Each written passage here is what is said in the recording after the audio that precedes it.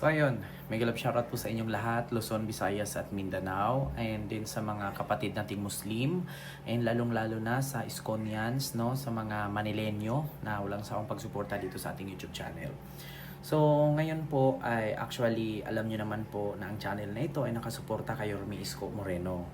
So speaking of supporting Isko Moreno is marami po talagang mga balita at maraming mga paninira na lumalabas na para masira, no, si Yorme Isko Moreno, kasi alam niyo naman po na si Yorme ay tumatakbo po ngayon bilang alkalde muli ng Maynila, kasi actually hindi naman sana siya tatakbo kung hindi dahil sa napabayaan nga ang kanyang mga proyektong na umpisahan. Ngunit ito nga, speaking of project, no, meron kasing kumakalat ngayon na balita na sabay paninira na rin kay Yorme, na yun daw Islamic cemetery na pinatayo ni Yorme sa Maynila ay hindi daw ito totoo na proyekto. Ito daw po ay pinagkakitaan, at ang pera daw na ginastos dito sa pagpapatayo ng Islamic cemetery ay mula daw ito sa mga foreigner, mga donation, mga bigay-bigay daw, na kung saan ay hindi po totoo yon. At ang katotohanan po dyan ay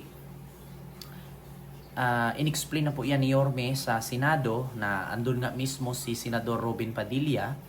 And bukod nga dito, nag-react po itong isa sa mga Muslim affairs na nakabase sa Maynila, na walang iba kundi si Sheikh Sakaluran Muhammad, no, na nag-comment nga siya, isa sa mga kadahilanan na fake news po na yun daw pinatayo ni Yorme na Islamic cemetery diyan sa Maynila ay funded daw po ito ng mga foreigner, no, hindi daw ito galing sa pera ng lungsod, hindi daw po ito galing sa pera ng Maynila. So ito ay pinapaliwanag niya according sa kanyang post: to put an end to the speculation over Manila Muslim Cemetery alleged to have been aid by foreign funding is false. So pinapaliwanag po niya dyan na wala daw pong katotohanan yung sinasabi na pinunduhan daw po ito ng foreign mga foreigner, no, na kung saan pinagkakitaan daw ito ni Isko. So ang nahulog kasi dito sa nagpapakalat ng fake news na yung pera daw na mula sa kaban ng Maynila ibinulsa daw ni Isko, at yung pera daw na pinatayo dito ay galing sa foreigner or funded by foreigner. So on Christmas Day, sabi dito ni Sheikh Salakuran Muhammad, on Christmas Day of 2018, I came to the part of Moro Islamic Liberation Front or MILF or Vice Chairman Gadsali Japar, sabi niya, and DSWD Undersecretary Isko Moreno talk regarding Bangsamoro issue and the need of Muslim cemetery for Filipino outside BARM. Or fast forward 2019, Isko won as mayor. He called me and immediately want it done. No time wasted. No promises broken. We immediately work on its feasibility, called in his councilor and had it implemented. Ordinance 8608 expressly provide efforts, establish structure and fund appropriation to its political will, na pinapangako nga daw ni Isko doon sa kanilang pag-uusap ni Sheikh Salakuran Muhammad na kapag manalo daw si Yorme ay patatayuan daw niya ng Islamic cemetery ang mga Muslim sa Maynila, na which is inexplain nga ito ni Yorme sa Senado. Ito, meron akong ipapakita sa inyo na isang short video, mahabang video na ito, pero short lang ang ipapakita ko sa inyo para maklaro naman, di ba? So ito po yung video na kung saan ay ipi-play ko, pakinggan ninyo. Hindi po ito nanggaling sa pera ng foreigner, ha. Ito po yung nanggaling sa pondo ng Manila, no? So ito, pakinggan nyo po. Mahal na Mayor, gusto ko lamang pong marinig at marinig po ng ating tagapanood kung paano nyo po naisip na gawan po ng sementeryo yung ating mga kamusliman. Thank you, Your Honor, Mr. Chairman, and maraming salamat sa pagkakataon na ito na ang siyudad ng Maynila ay makibahagi sa layunin ninyo na bigyan ng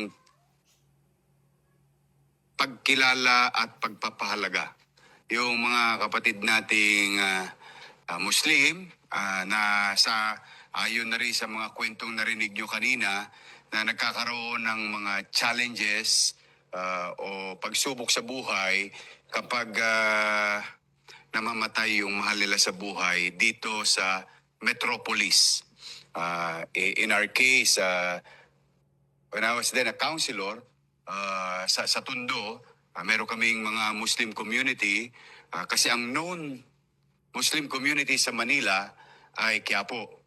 But the truth of the matter is in Manila, lahat halos ng distrito ay merong Muslim community. We have in Tondo 1, in Isla Putimbato and Parola, Tondo 3, which is Parola also, but District 3.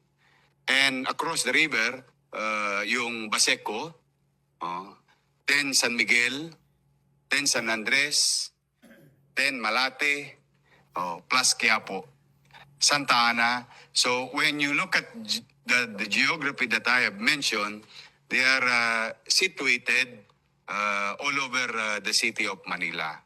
And ang hindi lumingon sa pinanggalingan ay hindi makararating sa paroroonan. Laging pinaalala ng mga matatanda natin. So, that's why, having said that and recognizing yung payo ng mga nakatatanda sa atin, I asked the Manila Health Department at the time when I assumed the office as mayor, and I said, alam mo, napapansin ko dito sa Maynila, no, may Chinese cemetery. May North Cemetery, may South Cemetery. Pero bakit walang Muslim Cemetery? Ang sagot sa akin na typical na problema ng isang highly urbanized area is space. Especially when it is well-established, highly urbanized area. Sabihin, sa mahabang panahon, na-develop isang LGU, yung scarcity of space is really a challenge. Kanina nung nakikinig ako about the 2 hectares, no? Na posibilidad na numero.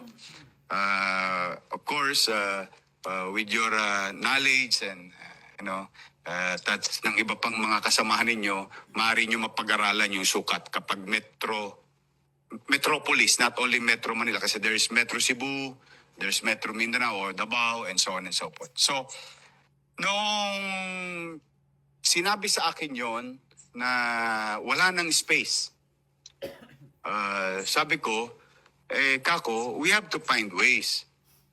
Hindi naman po pwede na historically, ang Maynila, ang naninirahan sa Maynila, ang mga lahi namin, yung duktong ng kasaysayan namin ay pinamumunuan ng mga kababayan nating Muslim in the beginning. No?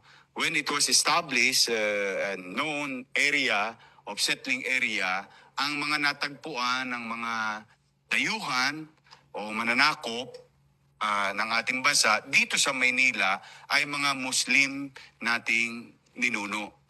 Ra Suliman, Ra Matanda, Lakandula, Rahabago. In fact, Your Honor, as we speak, there is still streets of Manila in Tondo 1 and Tondo 2, that are under those names. Rahabago sa distrito ni Consejal Awi Sia na siyang author ng Ordinansa 8062, Ordinance 8062. In our case, sa lugar na kinalakihan ko, isang malaking kalye, Lakandula. No? Hanggang ngayon, nag-e-exist yun. So sabi ko, hindi po pwedeng ganoon kasi, yun nga, nung kusyal ako, yung mga kapatid natin Muslim, pupunta yan sa hallway. Yung tinanong nyo pong unang-una, tama po yung unang-unang tanong ninyo, ano ang suliranin ng isang pamilyang Muslim na namatayan? Pamasahe. Tosgas, Your Honor. Madalit salita. Kasi madalas yan, time na ako. So, Di ba? Wala, okay lang po. madalas po yan, no, mahihirap nating kababayan. Mahirap po yan. Marami po dyan. Maraming mga Muslim nating kababayan naghahanap buhay sa Manila or trade, but marami rin sa kanila talagang nagdarahop. No? Kaya pag namatay yan, I think you know better than me that in a certain period of the day of hour, kailangan mailagay na sa himlayan yung na matay nilang mahal sa buhay. But the challenge is, most of it goes to Mindanao. And that costs money. Oh. Kaya sabi ko sa MHD, hindi, we have to look into this kasi hindi po pwedeng kakaligtaan na natin para mawala na rin yung mga ang tawag yung mga prejudice sa isa't isa. Sabi ko, we have to recognize their existence. They're in our school. In fact, some of our employees are Muslim brothers and sisters. In our public education system, meron pa kaming inilaan na special na para sa kanila, sa mga batang Muslim. O sabi, awa naman ng Diyos, Your Honor, meron kami nakita, sad to say, in the beginning, bulok na lugar. Nabubulok namin. Kami ang nagpabaya bilang pamahalang lungsod. Sa parte ng Makati, meron kaming pag-aari doon, o what we call South Cemetery. Nung nakita ko yun, sabi ko, malaki ng espasyo ito. 2,400 square meter. And modesty aside, Your Honor, if you see a 2,400 square meter in Metro Manila, it's gold, no? Sabi ko, sige, ito nang titirahin natin, kaya lang, linisin nyo ito. Tapos sulatan nyo na yung mga ilang nakalibing. May ilang piraso nakalibing, pero napabayaan na ng kanilang mahal sa buhay. Talagang durug-durug na po at bukas na yung mga nicho. So, then after a few months, no, nalinis, tinambakan namin, then we appropriated. That's where I went to the city council sa tulong ni Kusihal Awi Sia. Sabi ko, gawan nyo ng batas para talagang hindi siya yung para lang gawin. Kundi ilagay natin sa batas at kilalanin siya na nakalaan para sa mga kapatid nating Muslim. Through the help of our director, Shay, na nabuo namin, yung maganda po yung mga nakalagay dito sa mga batas ninyo, pati yung pamamahala, yung kapasidad ng taong namamahala, yung nakakaalam sa kultura at tradisyon ng namamahala, saktong-sakto po yun. Kasi yun po yung sinuggest na Direktora Shay na dapat ang mamahala dyan ay mga kapatid din nating Muslim. Sila po ang nagsuggest nun. Then the structure, sabi ko, isayin na natin. Libingan, may hugasan, may dasalan, may admin, tapos ililibing. Parang one-stop shop na. Hindi na nila kailangan kasi ang isang mahirap na Muslim, mahirap na tao for that matter, pag nasa squattero, espasyo rin ang problema. Kaya pag dinadasalan nila, medyo talagang nasa silong lang yan. Minsan, I've seen it in my life. No? So doon, may maayos na proseso silang nagagawa at matiwasa namang nahihimlay nila yung kanilang mahal sa buhay. And it became a tourist spot. Would you know, Your Honor, ang ikinalulugod namin, it is... So yun po, klarong-klaro po na yun po ay binabudgetan mula sa City Government of Manila. And then wala pong foreign funded doon. Kaya tama po ang sinabi ni Director She Salakuran Muhammad na a reminder of Sahi al-Bukhari 6056 to persons who convey false information from one person to another to cause harm, I encourage everyone, my brothers and sisters, to be vigilant of fake news and misinformation. Ginawan tayo ng kabutihan, magbalik tayo ng kabutihan. So yun po, klarong-klaro po, in-explain po natin dito na hindi po ito funded ng foreign. So wala pong mga foreigner nagpa-fund para maipatayo ang Islamic Cemetery ni Yorme Isko Moreno. Galing po ito sa pondo ng Maynila. At pinamahalaan din po ito ng mga kapatid nating Muslim, ang Muslim Cemetery. So yun po yun. Kasi pinapakalat po kasi ngayon at sinisira po si Yorme Isko Moreno na malaki daw ang kinita ni Isko sa pagpapatayo ng Muslim Cemetery. Kasi yung pera daw na mula sa kaban ng Maynila, binulsa daw ni Isko, at yung ginastos daw ni Isko ay yung mga dinonate daw ng mga foreigner. Na kung hindi naman totoo, 'di ba? May bayad ba? So, speaking, hindi naman po natapos yung video ni Yorme dyan. Sa madaling salita, libre po 'yan. Wala pong bayad. No? So, yun lang. Maraming salamat and see you next vlog. God first. Thank you.